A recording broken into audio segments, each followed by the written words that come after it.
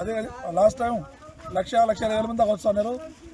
ఈ సంవత్సరం ప్రత్యేకంగా మహిళలు ఫ్రీ బస్సు కారణంగా తండోపతండాలుగా వేలాది మంది భక్తులు పెరుగుతారని అంచనా ఉంది.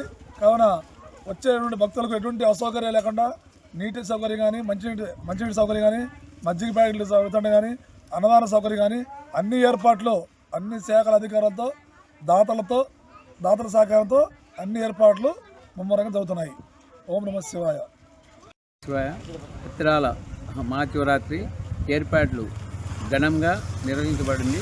అన్ని శాఖల వారు సహకరించడంతో అతిరాల మహాశివరాత్రిని అందరూ కలిసి అభివృద్ధి పథంలో నడిపించి మా ఇన్ఛార్జి గారి ఆదేశాల మేరకు భక్తులకు ఎటువంటి అవాంఛనీయ సంఘటనలు జరగకుండా అన్ని బందోబస్తులు సహకరించిన ఆఫీసర్స్కు, గౌరవనీయులైన పెద్దలకు, రాజకీయ నాయకులకు ప్లస్ గ్రామస్తులకు, మాకు సహకరించిన అన్ని ముఖ్యమైన శాఖల వారికి నమస్కరించి చెప్పడం ఏమనగా, రేపు మహాశివరాత్రి 15/2/2026 మహాశివరాత్రి. మరుసటి రోజు సోమవారం కళ్యాణోత్సవము, మంగళవారం 17వ తేదీ రథోత్సవము అంతరంగ వైభవంగా నిర్వహించబడుతుంది.